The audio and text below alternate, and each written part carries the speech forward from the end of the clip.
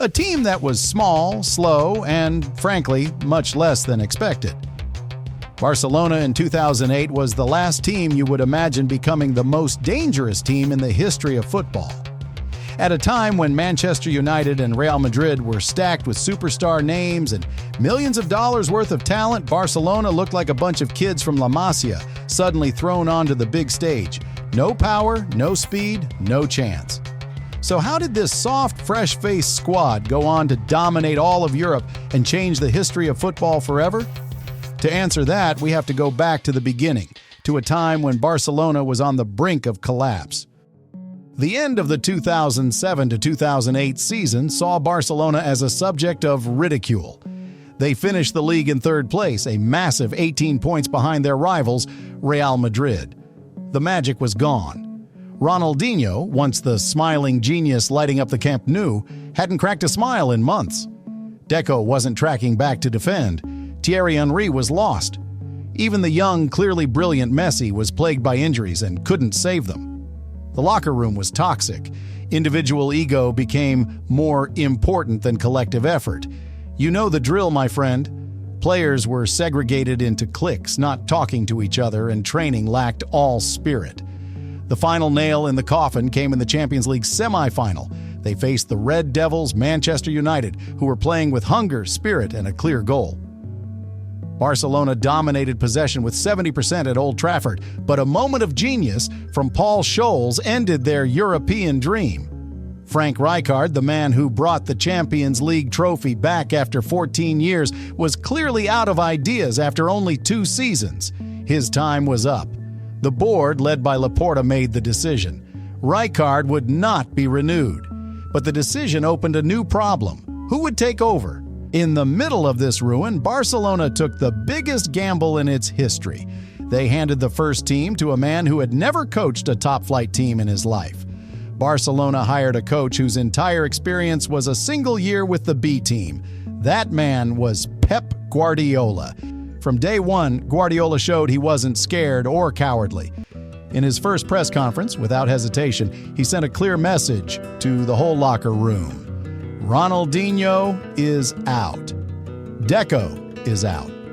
He even hinted that Samuel Eto'o's place wasn't guaranteed. He wanted players who were hungry, focused, and willing to die for the Barcelona crest. He said a line that would be repeated for years. Messi is the priority. With the former stars fading, Pep saw one light still shining: Messi. The future had arrived, and Pep would build a team around him, whether the veterans liked it or not. But talk is useless without the ball. Within a few weeks, Pep's vision was put to the test, a violent test. Guardiola dismantled the way the whole game was played. From the moment he walked into his new office, he started a complete rebuilding of Barca.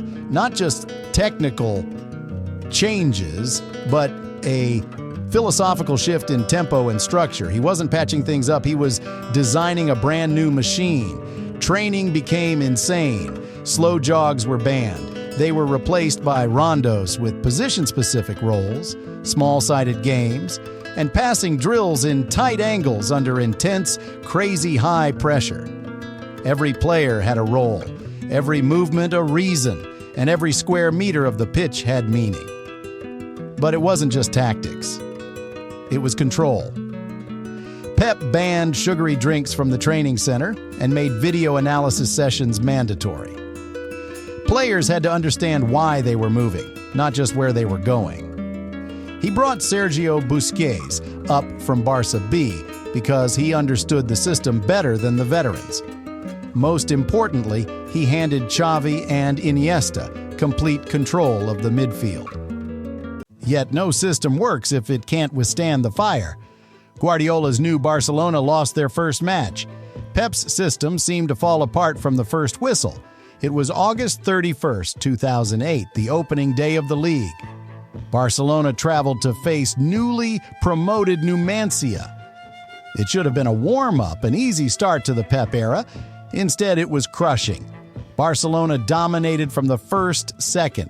Over 80% possession, around 600 passes, and 26 shots.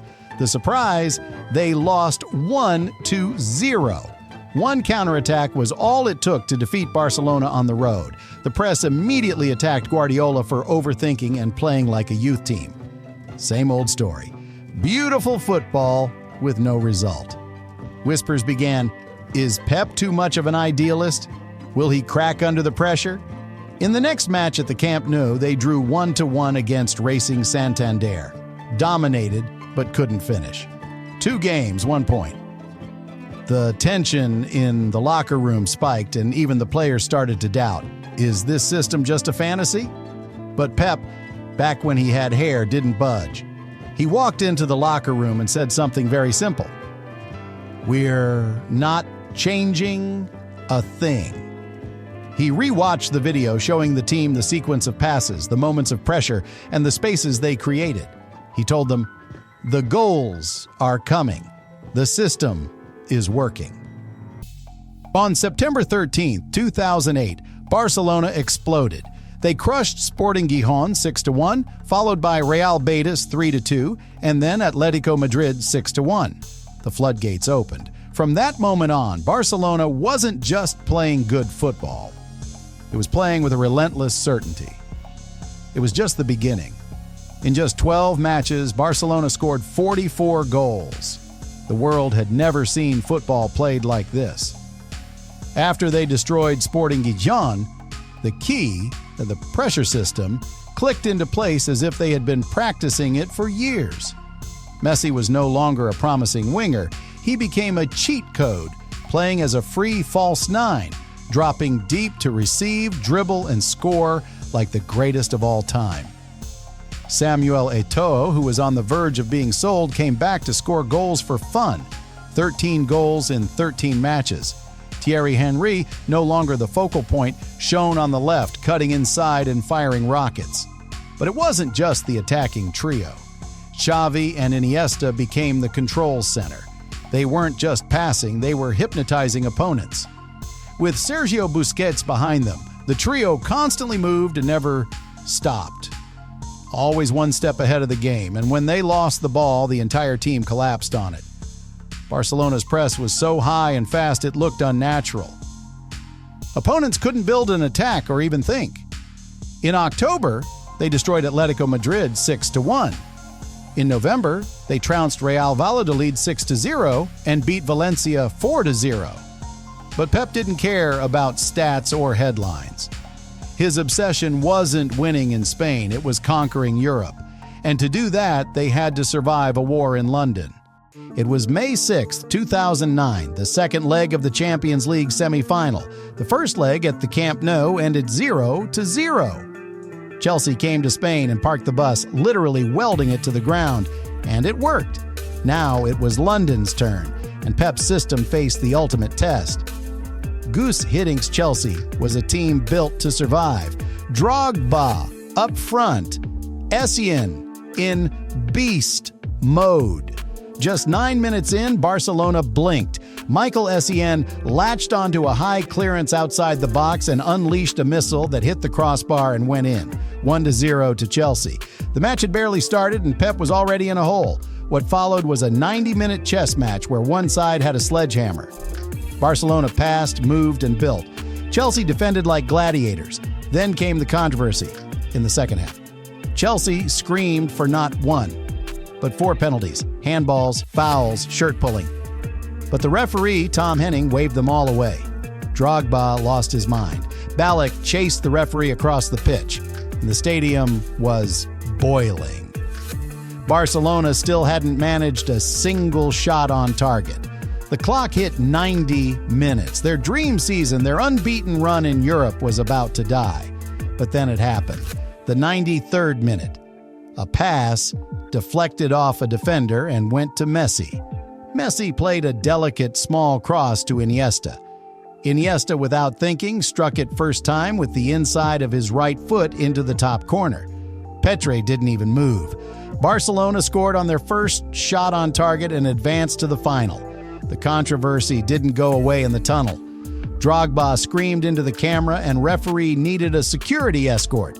The world was on fire. May 27, 2009, Stadio Olimpico, Rome, the Champions League final, Manchester United versus Barcelona.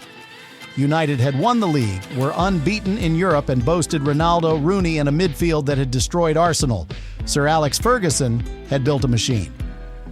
Barcelona, on the other hand, was literally broken. Dani Alves suspended, Eric Abidal suspended, Rafa Marquez injured.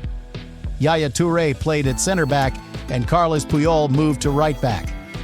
Yet, from the first whistle, it was clear this was no ordinary game. For the first 10 minutes, Manchester United threatened. Ronaldo shot 3 times, and Valdés had to be sharp. But Barcelona was unflustered. In the 10th minute, Iniesta split the field and played Eto'o, who cut inside Nemanja Vidic and slotted it under Edwin. Barcelona 1, United 0. From that moment, it was a lesson. Barcelona completely wiped the floor with the United midfield. Xavi completed 96 passes, Iniesta 92. Barcelona was purifying the ghosts of the past. Then came the dagger in the 70th minute. Xavi controlled the ball on the right and lifted a soft, perfect cross. Lionel Messi, all 5'7" of him, flew between Rio Ferdinand and Vidic and headed it into the net. 2-0. Game over. Barcelona dominated 66% possession and completed twice as many passes as United. They dismantled a team full of legends. Ferguson himself admitted they are the best team. Messi lifted his first Champions League trophy, and Pep Guardiola in his first season completed the historic treble, La Liga, the Copa del Rey, and the Champions League. That's it for me. Thank you so much for watching the video. Don't forget to like, subscribe, and hit that notification bell.